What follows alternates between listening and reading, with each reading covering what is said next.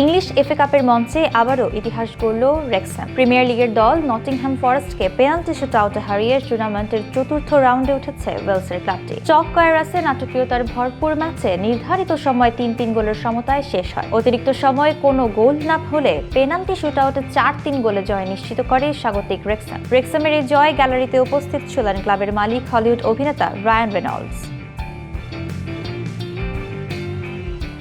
FA কাপে চমক দেখানোর ইতিহাস রেক্সামের নতুন নয়। ১৯৯২ সালে আর্সেনালকে হারানোর সেই বিখ্যাত জয়ের নায়ক মিকি থমাসও ওই দিন মাঠে উপস্থিত ছিলেন। তার চোখের সামনেই নতুন প্রজন্ম লিখে ফেলল আরেকটি স্মরণীয় অধ্যায়।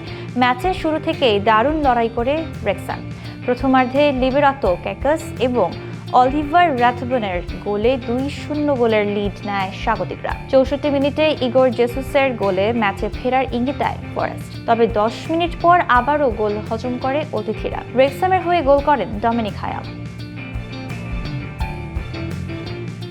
২ গোল করে ফরেস্টকে ম্যাচে ফেরান ক্যালাম হাডসন-ওডোই।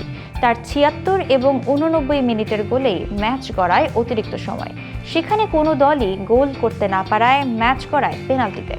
পেনাল্টি শুটআউটে নায়ক গোলকিপার আর্থার ওকোঙ্কো তার অসাধারণ পারফরম্যান্সেই জয় নিশ্চিত করে রেক্সাম। ম্যাচ শেষে উচ্ছ্বসিত কোচ ফিল পার্কিনসন বলেন, এই ক্লাবের এফএ কাপ ইতিহাস অনেক সমৃদ্ধ। আজ ছেলেরা নিজেদের জায়গা করে নিয়েছে সেই ইতিহাসে।